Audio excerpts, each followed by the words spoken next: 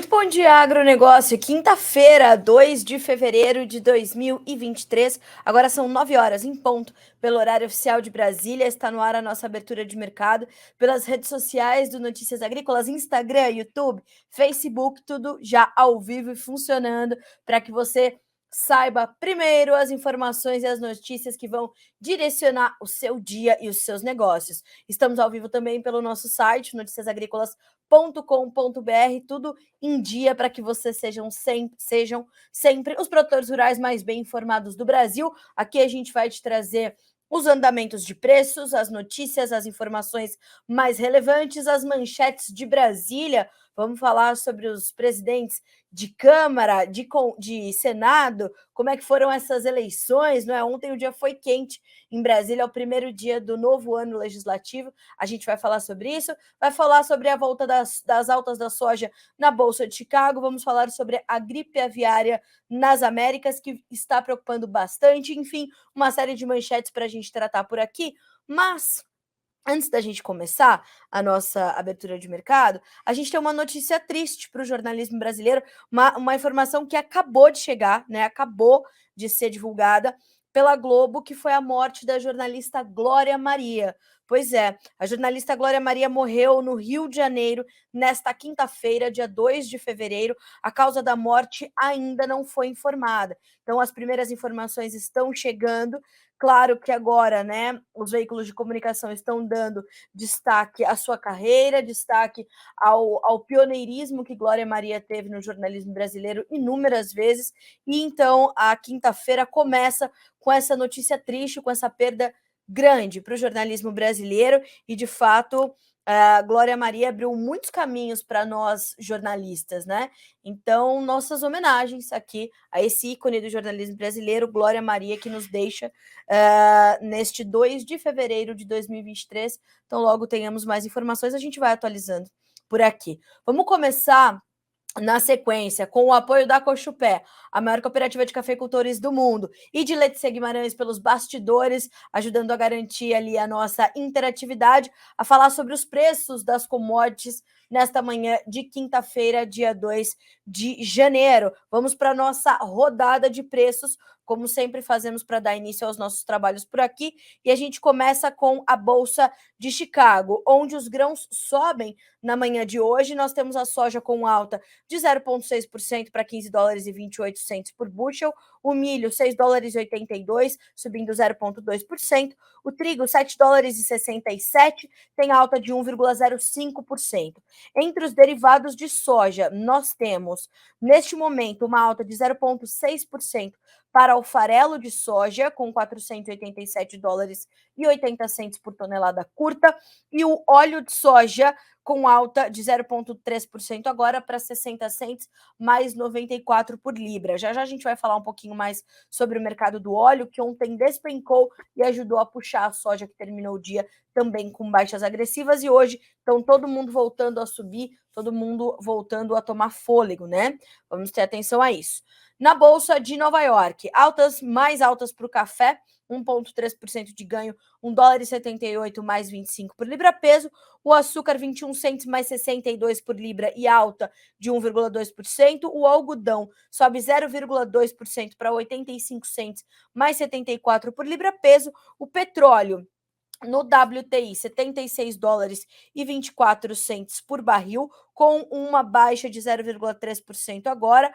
O Brent tem a mesma perda, 0,3% também, para 82 dólares e 50 centos por barril na manhã desta quinta-feira. O gás natural volta a subir, 1,2% de ganho. O ouro também sobe hoje, 1,4% de alta, para 1.969 dólares e 45 centos a onça Troy. A prata, perdão, tem alta de quase 4%. O cobre, 1,3% de alta. Dólar index, também vamos checar.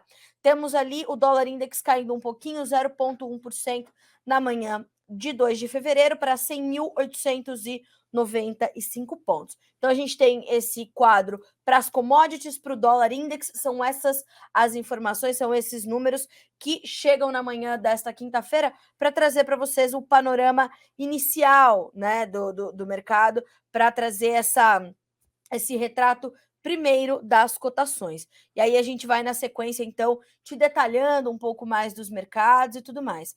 Deixa eu checar aqui se nós temos, mas eu acho que não, os fechamentos também da Bolsa de Dalian, na China, né, para a gente trazer essas informações. Pessoal, enquanto estamos nós aqui conversando, trazendo esses preços iniciais e tudo mais, vá mandando para nós as suas perguntas, vá mandando para nós os seus questionamentos, as suas opiniões sobre quais mercados você precisa saber mais. A gente quer te ouvir, vá mandando tudo por aqui, que a Letícia está cuidando ali de receber esses comentários, receber essas perguntas, e aí a gente vai na sequência te trazendo mais detalhes sobre isso, tá certo? Bom, vamos também ter as informações. Deixa eu ver se eu consegui aqui as informações.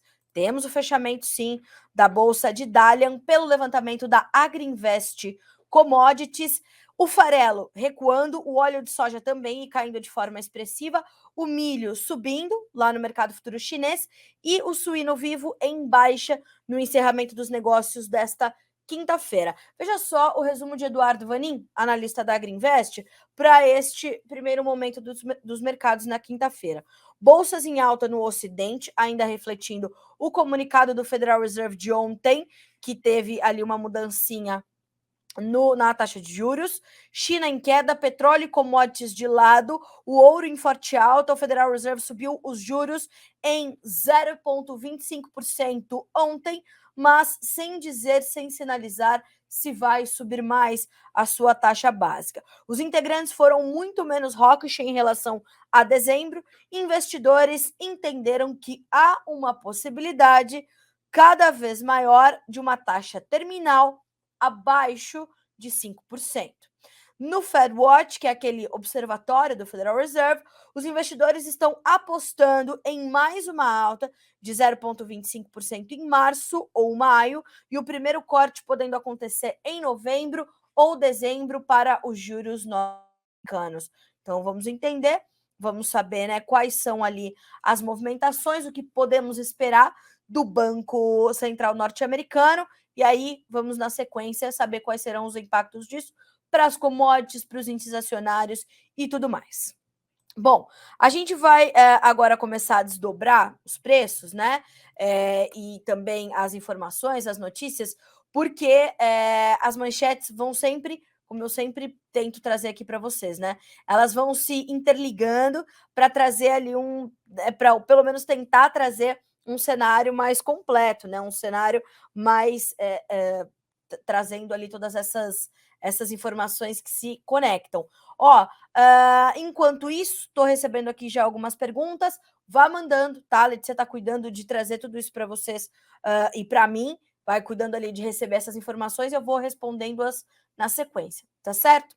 Bom, vamos lá. Fizemos a nossa rodada de preços. Vamos começar então com as nossas manchetes. E a gente começa falando sobre, claro, a reeleição dos presidentes no Congresso Nacional. Então, o Senado Federal reelegeu Rodrigo Pacheco, do PSD de Minas Gerais, como seu presidente nesta quarta-feira, primeiro dia do ano legislativo novo. O senador recebeu 49 votos, derrotando Rogério Marinho, da oposição do PL do Rio Grande do Norte, que recebeu 32 votos. A candidatura de Pacheco, é sabida, recebeu o apoio do presidente Lula, além de outros 6 partidos: o PSD, o MDB, o PT, o PSB, o PDT e a Rede. Já a candidatura de Rogério Marinho contou com uma base formada da oposição, com os partidos PL, PP e Republicanos, além do próprio Marinho ter recebido votos de parlamentares de partidos que apoiaram Rodrigo Pacheco.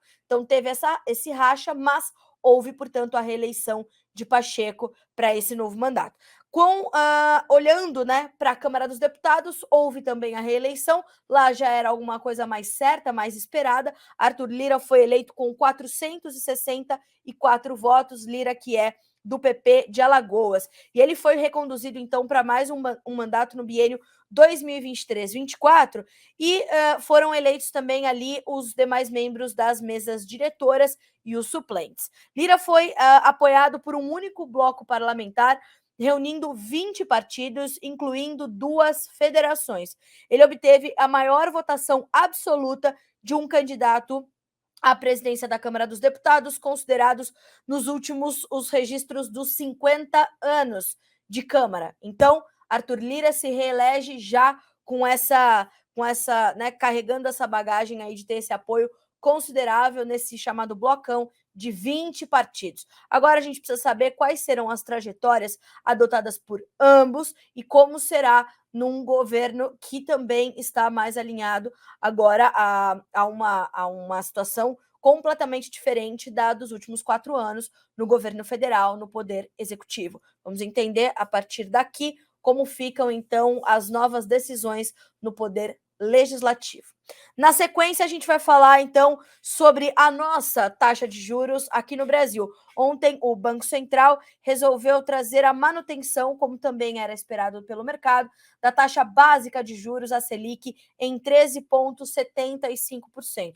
Na primeira reunião do Copom, o Comitê de Política Monetária do Banco Central, nós tivemos, então, essa manutenção e o Banco Central, em seu comunicado, ainda ressaltou que a incerteza fiscal e a deterioração nas expectativas elevam o custo para que a autoridade monetária atinja suas metas. Abre aspas para o comunicado do Comitê de Política Monetária do Banco Central.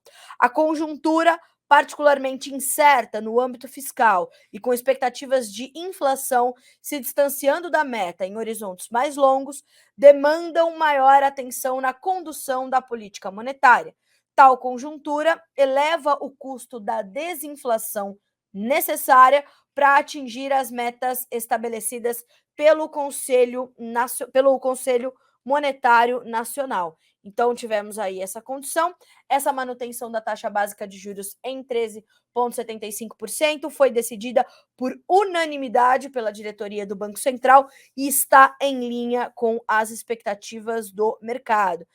Então, estamos ali olhando, né, para o futuro também da nossa taxa básica de juros e o entendimento de como isso continua impactando na nossa economia, como isso vai impactar nos nossos investimentos e, claro, como isso chega para o nosso setor. Não podemos esquecer que o BNDES, desde ontem, já reativou as linhas de crédito para o agronegócio, crédito rural.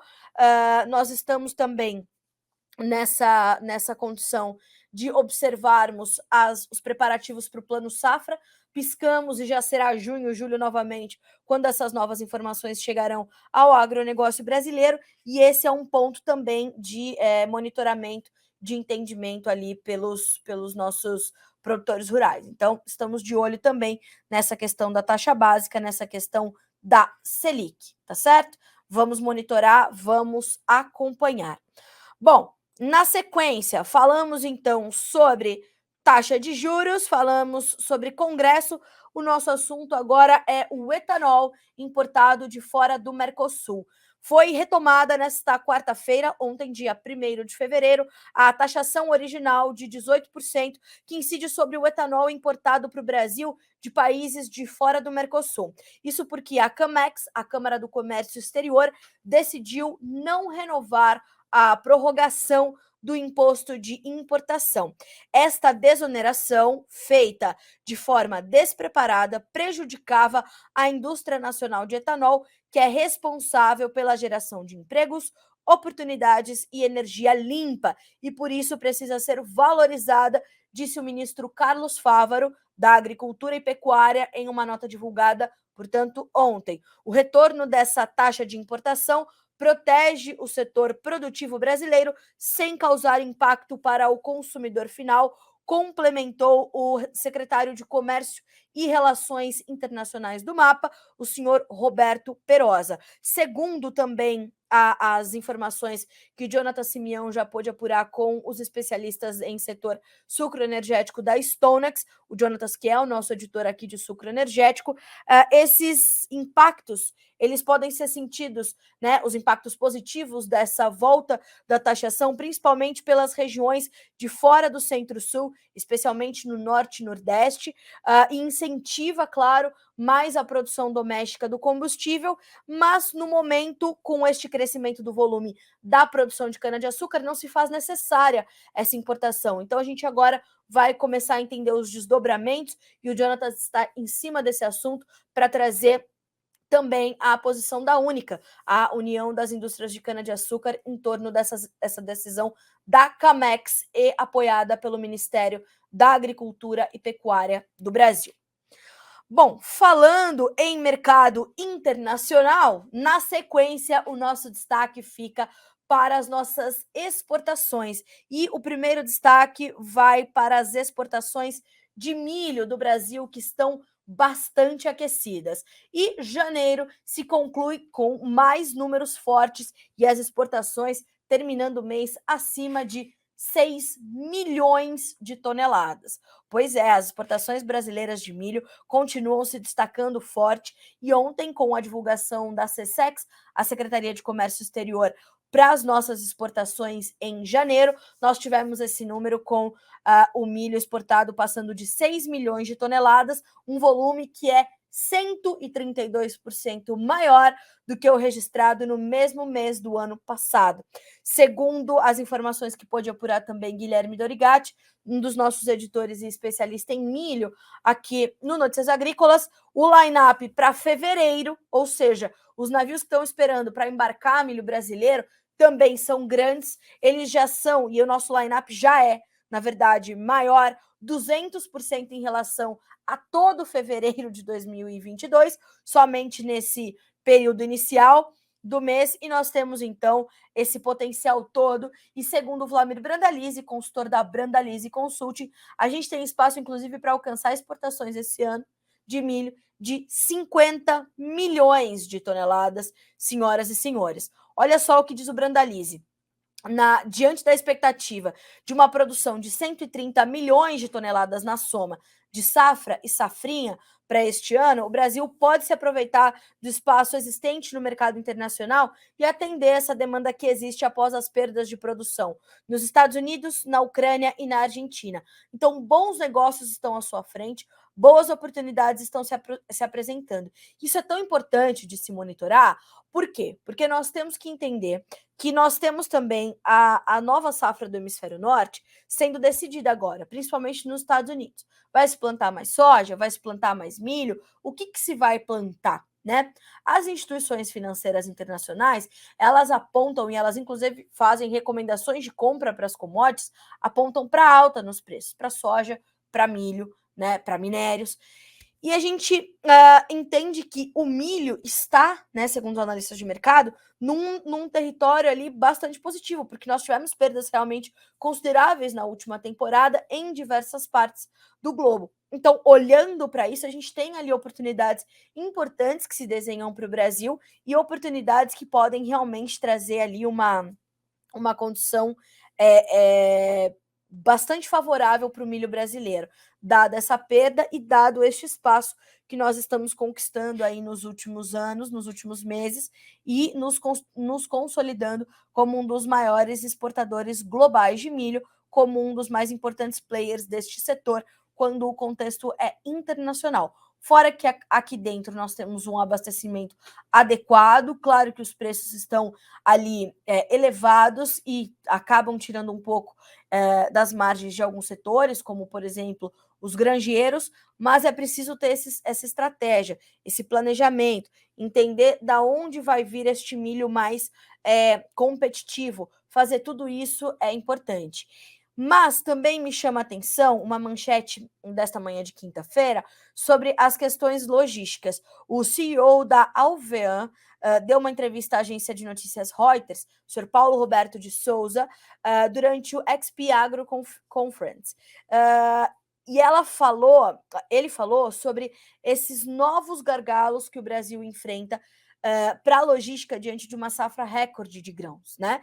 A gente está falando de uma questão logística, até mesmo de transporte, mas outras questões logísticas também trazem preocupações, como a própria questão da armazenagem. Nós temos um déficit de armazenagem no Brasil, que já é um déficit conhecido, mas é o mesmo déficit e a gente tem a mesma capacidade estática de armazenagem que nós tínhamos há alguns anos, quando nós tínhamos uma safra bem menor de milho, de soja, de açúcar, por exemplo, de café.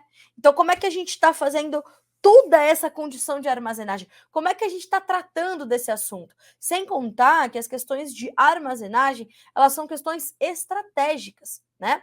Ela é estratégica para o mercado, para a formação do preço, ela tem custo, né? Ah, mas eu deixo a minha soja, o meu milho armazenado na cooperativa. Tem custo, né? Então, como é que o produtor está se programando diante disso? Então, esta matéria da Reuters, sugiro a leitura, muito boa. O presidente da Trading Global, líder em açúcar, afirmou que neste momento estamos entrando em um gargalo logístico, novamente por uma questão positiva. O Brasil deve fazer uma safra ainda maior, mais açucareira, e o mundo está precisando de açúcar. Os estoques mundiais estão baixos e isso demanda mais do Brasil. O Brasil vai colher mais grãos na safra de verão 22-23 do que sua capacidade total de armazenagem, e isso também é uma preocupação.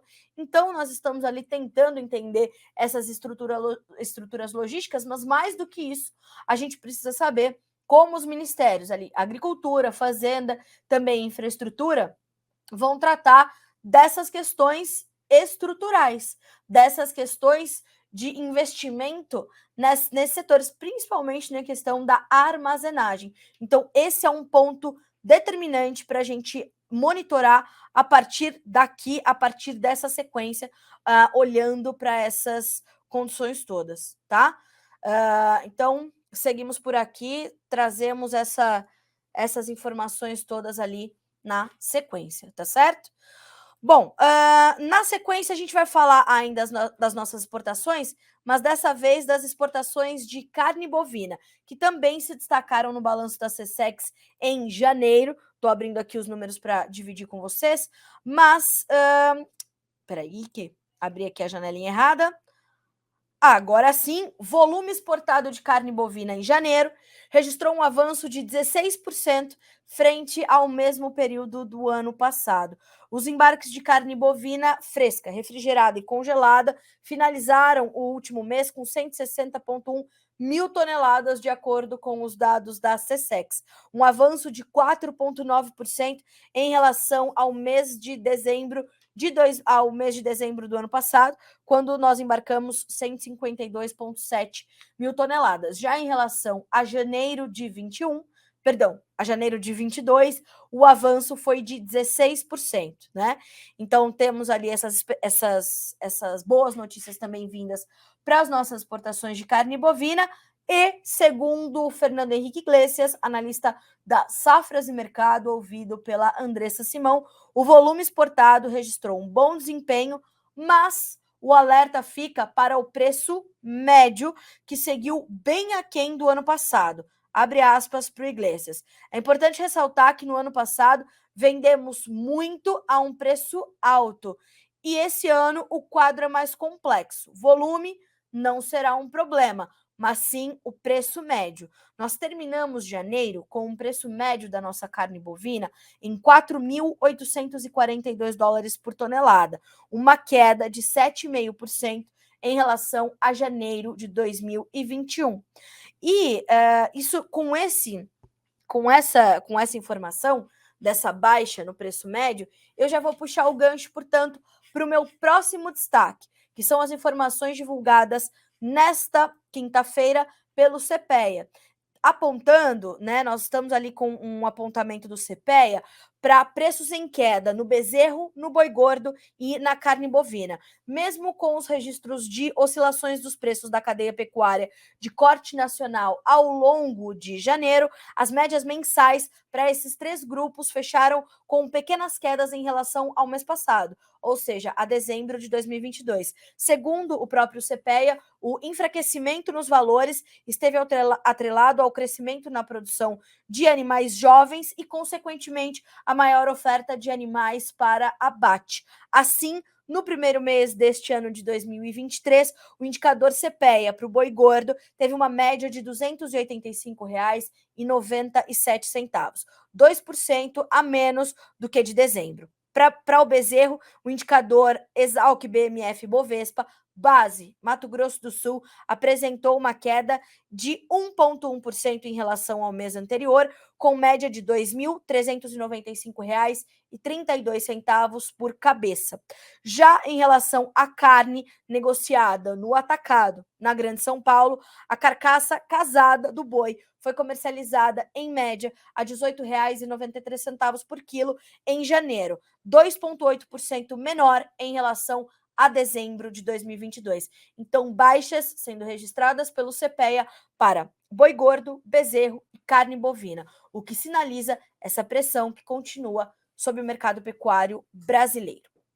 Bom, ainda falando sobre pecuária, mas agora a gente vira a nossa chavinha para avicultura, os nossos alertas continuam todos sobre as questões da gripe aviária. Pois é, há uma preocupação grande em cima desse assunto, há uma preocupação crescente, porque já há uma lista extensa de países nas Américas que registram casos de gripe aviária. Os números se proliferam muito rapidamente e a última notícia é justamente aqui, vinda da América do Sul, o destaque se dá para o Equador.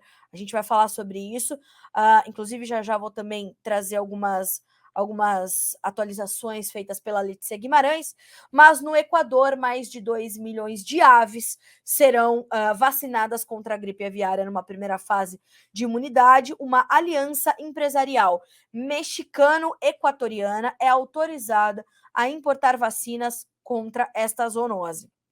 3 empresas aguardam validação e a vacinação começa em 2 meses. A seleção foi feita após a empresa apresentar as fichas técnicas das vacinas disponíveis contra a gripe aviária e que já foram implementadas em outros países onde existe a doença. Para esse fim, a Agência de Regulação e Controle Fitossanitário e Zoossanitário fez uma chamada aberta em 23 de janeiro de 2023 para essa vacinação de 2 milhões de aves.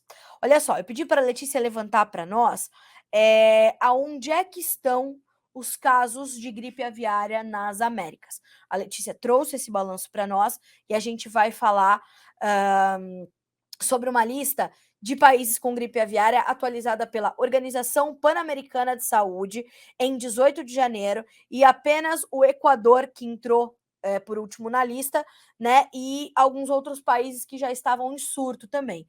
Então, são surtos, é uma epidemia de gripe aviária e é realmente bastante sério, tá?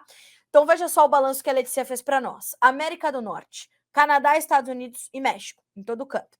América Central, Costa Rica, Honduras e Panamá. Aqui na América do Sul, Bolívia, Chile, Colômbia, Equador, Peru e Venezuela. O que nós podemos observar também é que o Ministério da Agricultura e Pecuária do Brasil tem feito um trabalho bastante forte de conscientização, né, com os avicultores para realmente tratar de fazer o máximo possível para que a gripe aviária não chegue ao Brasil. Inclusive, nessa terça-feira,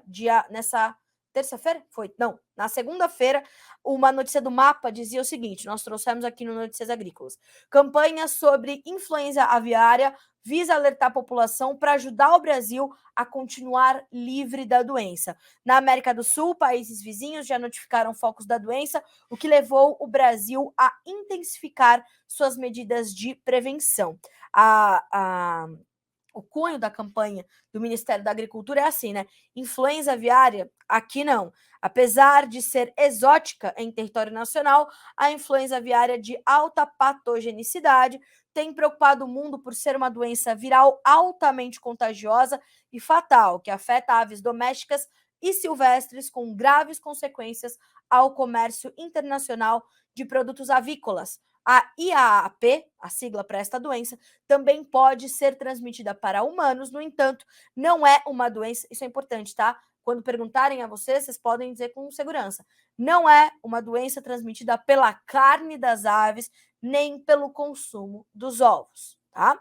Então, essa notícia já está disponível para vocês aqui no Notícias Agrícolas e também no site do Ministério da Agricultura, é bom sabermos que o mapa está trabalhando, né, para garantir que o Brasil fique livre da doença e que tenha a sua segurança reforçada. Barreiras sanitárias são sempre completamente importantes, né? Bom, falamos então deste alerta e agora a gente vai falar sobre o complexo soja. Pois é, os preços voltaram a subir na Bolsa de Chicago nesta quinta-feira, depois de alguns ajustes importantes e consideráveis que foram registrados aí nos últimos dias. Ontem, os preços cederam agressivamente da soja em grão e foram ali arrastados pelas baixas do óleo de soja, né? Um levantamento feito pela Agriinvest apontou ontem que nós tínhamos ali uma pressão sobre os preços do óleo, depois que foram reportados os dados dos estoques de diesel, gasolina e petróleo nos Estados Unidos, mostrando um aumento dos estoques, enquanto o mercado esperava uma redução. E nesse quadro, os futuros do óleo foram agressivamente pressionados, caíram acompanhando baixas no diesel que eram próximas de 4%, e, claro, se contaminaram ali as baixas por todo o complexo. No entanto, nessa quinta-feira, o que a gente pode observar é uma volta dos olhos do mercado para os seus próprios fundamentos, para os fundamentos do grão, em especial a condição do clima na América do Sul. De um lado, a gente tem a seca na Argentina, que continua, os modelos climáticos seguem sinalizando para mais dias de tempo quente e seco por lá, o que vai continuando a minar ali naturalmente o potencial produtivo da Argentina, não só de soja, mas de todas as culturas de verão, em especial soja e milho são as duas culturas que mais sofrem no país neste momento. No domingo, nós já começamos a trazer as notícias do Crop Tour Argentina 2023, Grupo Laboro e Notícias Agrícolas. Nosso diretor, Daniel Olive, está de passagem marcada com o seu Ginaldo Souza para a Argentina no sábado, então já embarcam no dia 4 de fevereiro para começar a nos trazer informações em loco do que é possível registrar ali para a safra 22-23 dos nossos irmãos. Então vamos acompanhar. No outro lado, o que nós temos é uma seca também ali para o sul do Brasil, né, que continua também preocupando, bem como o excesso de chuvas no Brasil do centro-norte, onde as colheitas ainda caminham lentamente, na dificuldade de ganhar ritmo, de ganhar fôlego, porque chove demais. E nisso também se perde um pouco de produtividade e tudo mais, mas sem tirar muito da perspectiva de uma safra recorde que vem se configurando para o Brasil. Mas a lentidão da colheita faz com que se haja um atraso, naturalmente, na chegada dessa nova oferta, e nós temos ainda uma oferta restrita, né? Então a gente já tem um line-up crescendo nos portos. A gente tem, aliás, vou pegar aqui o nosso line-up de soja para fevereiro num levantamento da Royal Rural, do meu amigo Ronaldo Fernandes. Vamos baixar aqui e trazer esse número. E aí a gente já tem uma fila considerável de navios esperando para embarcar a soja brasileira, que demora a chegar por conta desse atraso na colheita. Então, o nosso line-up de soja para fevereiro já está atualizado ontem em 8.775.450 toneladas. É um colosso. Só que a gente está nessa dificuldade, né? Tá nessa condição. Santos se destaca, aí na sequência a gente tem ali alguns portos, né, como Barcarena, Paranaguá, Itaqui, Itacoatiara, Santarém. Eu vou compilar todas essas informações e dividir com vocês, porque há um outro ponto de alerta também no mercado brasileiro. Então, tem lentidão na colheita, mas quando a colheita ganha ritmo, vai trazer muita soja ao mercado, vai intensificar a nossa oferta. Chicago vem sendo sustentado por uma perspectiva de demanda melhor para a soja americana, dada essa colheita lenta e atrasada aqui no Brasil, o que já vem registrando ali preços melhores, e temos ali 46 milhões e mais de toneladas já comprometida pelos americanos com a safra 22-23 para exportação de soja. Os números serão atualizados hoje pelo USDA, já, os números estão saindo agora. Então, a gente tem toda essa condição. E por isso os preços voltam a subir, por fundamentos que ainda são bastante positivos. Agora, o que está de alerta aqui para o produtor brasileiro piscando? Os prêmios. Os prêmios estão pressionados. A gente está com a perspectiva de uma safra recorde. Quando toda essa oferta inundar o mercado, os prêmios podem cair, segundo explicam os analistas e consultores de mercado. Então, a isso há de se ter muita atenção, há de se ter um monitoramento constante, fazer as suas contas todos os dias para saber se é ou não mercado oportuno para você entrar vendendo, não entrar vendendo, fazer suas contas, enfim, saber o que você quer para a tua comercialização. O importante é vocês terem uma comercialização eficiente, tá? Isso é determinante. Então, vamos olhando para tudo isso, vamos buscar entender quais serão aí os caminhos que os mercados vão fazer. Fato é que há uma sinalização de mais pressão à frente para os prêmios para a soja brasileira. Fora a volatilidade do dólar, ainda muito presente, e a gente tem essa, né, a necessidade de monitorar isto também, tá? Então, também está no nosso radar e tem de estar no seu radar principalmente, tá? Então, soja, atenção aos prêmios. Hoje, o dólar tem mais um dia de queda forte, 0,8% de baixa, R$ 5,02. Na Bolsa de Chicago, altas continuam sendo registradas. Março, 15 dólares e 28 centos por bushel, 8,5 pontos de alta. Maio, 15 dólares e 23, subindo 7 pontos. O julho, 15 dólares e 15 centos, subindo 7 pontos. O agosto, 14 dólares e 76, 8 pontos de alta. Vamos dar uma olhadinha no milho? O milho está estável agora, zerou as suas variações. Março, 6,81, maio, 6,79, julho, 6 dólares e 68, setembro, 6 dólares e 10 centos por bushel, tá? No trigo, para a gente fechar a Bolsa de Chicago, e vamos checar também B3. Março, 7 dólares e 62, 2 pontos mais 75 de alta. Os demais sobem 2 pontos mais 25. Contrato maio tem 7,72, julho tem 7 dólares e 75, setembro tem 7 dólares e 81 centos por bushel. Vamos dar uma olhadinha na B3, milho na B3, caindo hoje, março, R$ 89,37 por saca, 0,4% de queda. Maio 23, R$ 89,68, 0,2% de queda. Julho, R$ 86,95, com uma pequena baixa de 0,06%. E o setembro, R$ 86,74, 0,2% de baixa. Bom, passamos ali pelos principais mercados. Vamos agora vamos tratar de responder as perguntas que vocês mandaram para mim. Tem perguntas do YouTube, tem perguntas do Instagram. Mandem para nós, tá? Agora são 9 horas e 37 minutos. A você que está chegando agora, esta é a nossa abertura de mercado pelas redes sociais do Notícias Agrícolas e também pelo nosso site, o noticiasagricolas.com.br, sempre aqui, de segunda a sexta, de manhãzinha, para que você saiba primeiro as informações que vão direcionar o seu dia, os seus negócios, tá?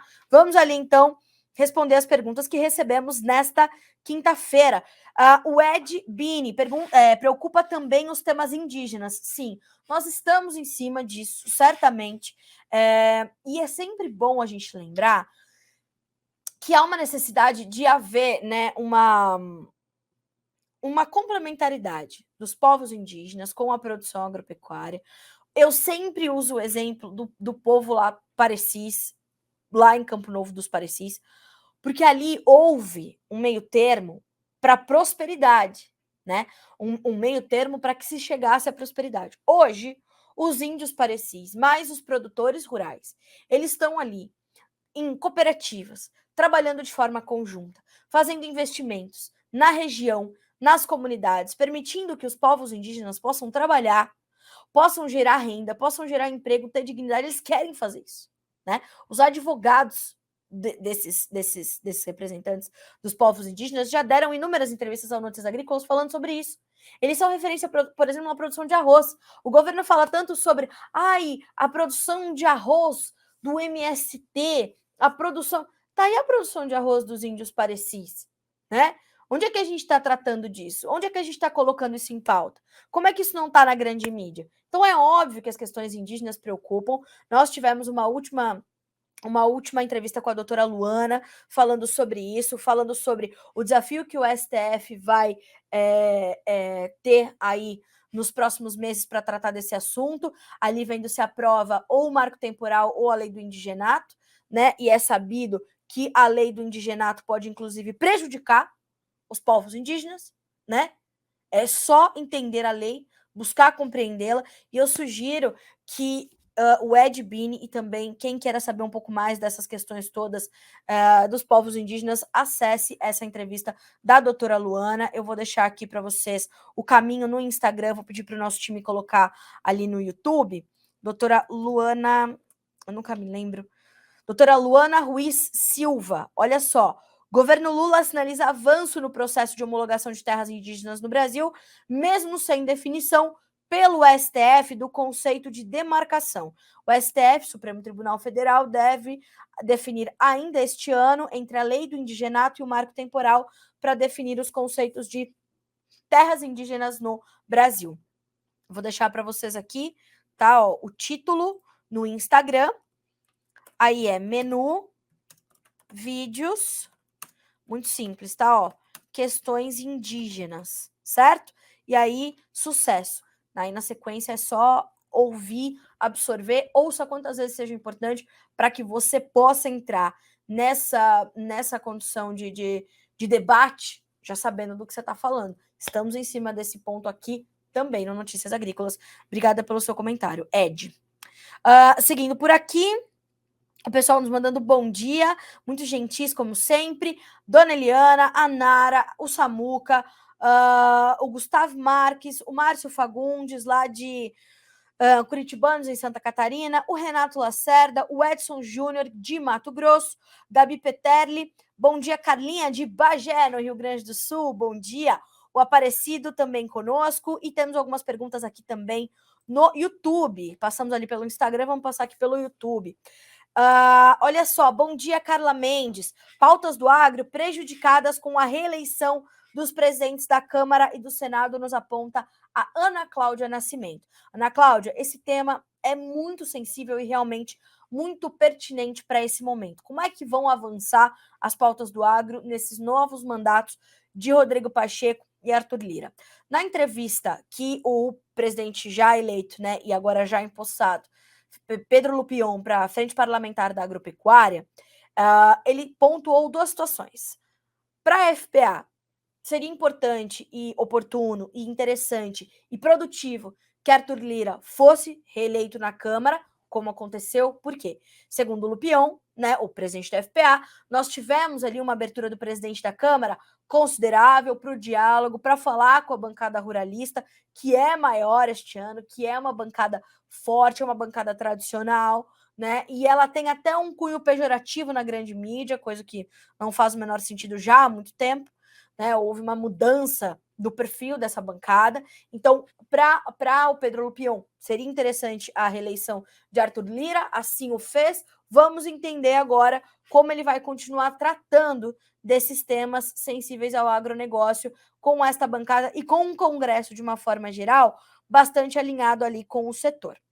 Agora, Pedro Lupion se preocupava com a reeleição de Rodrigo Pacheco, porque algumas pautas ficaram travadas ali no presidente do Senado, reeleito ontem, e realmente pode haver alguma preocupação em torno disso. Então, nós vamos ouvir as lideranças agora da bancada ruralista para saber quais são as expectativas diante dessa confirmação de novos mandatos de tanto Arthur Lira quanto Rodrigo Pacheco.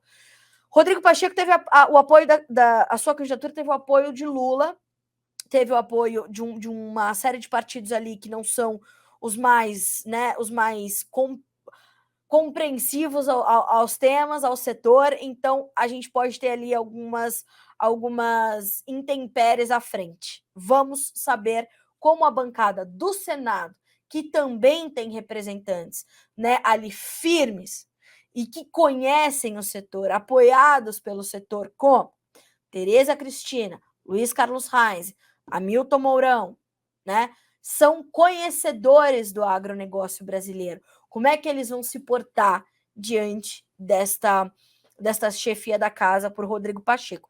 Então, a sua pergunta e o seu posicionamento, a sua pontuação aqui, Ana Cláudia, muito oportuna para esse momento. Obrigada, viu? O Renato Lourenção me perguntando sobre essas quedas da soja. Pois é, nós tivemos esses últimos dias de baixa, né, Renato? O mercado subiu bem nas últimas semanas, aí foi realizando lucros, agora volta a olhar para os seus fundamentos e ontem teve essa pressão um pouco mais acentuada vinda do mercado de óleo, né? Então hoje volta a subir e ali ainda acima de $15, o que são preços importantes para a soja brasileira. Quando a gente olha para esses $15 por bushel na Bolsa de Chicago, ajudam ainda a formar bons preços para o produtor aqui no Brasil. A atenção para os prêmios e para a chegada da nova safra aqui no nosso país. O que esperar do mercado do feijão? Vamos buscar essas informações para vocês, tá certo? E ele nos pergunta também sobre se essa volta às aulas pode impactar o mercado de aves e leite. Pode impactar, sim. Inclusive, alguns setores já sentem a melhora com a volta dessas atividades, né, das atividades escolares, a volta das aulas, há realmente uma perspectiva de melhora. Vamos entender se isso vai continuar e se isso vai chegar principalmente aos preços. O Tiago de Freitas Medeiros. Bom dia, Carla Mendes. Bom dia, Tiago. Se caso confirme a chuva chegando na Argentina e no Sul, pode mexer com o mercado de milho e soja? Passos, Minas Gerais. Obrigada pela gentileza aqui no comentário. Viu, Tiago? Sim, a gente pode ter um impacto, né, caso essas chuvas se confirmem, chova melhor na Argentina, mas não muda o quadro, tá, Tiago? Pode mexer com o mercado pontualmente, mas não é isso que vai tirar muito do preço ou elevar muito o preço, porque o mercado já entende que há uma perda consolidada e reversível. Se essas chuvas chegarem e se confirmarem na Argentina, o máximo que elas podem fazer é ajudar e dar algum respiro para as lavouras plantadas mais tarde. As plantadas mais cedo, elas têm perdas que não dá para recuperar, né? Então, pode mexer, mas eu imagino que vá mexer pontualmente. Um paradoxo importante que eu ouvi outro dia de um analista de mercado foi o seguinte: o ano passado, a grande quebra na América do Sul foi no Brasil. E o Brasil produz 3 vezes de soja o que produz a Argentina.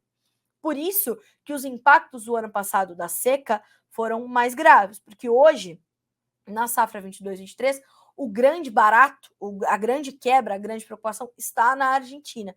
Por isso que os mercados de farelo e de óleo sentem tanto, às vezes até mais rápido e mais instantaneamente do que o grão.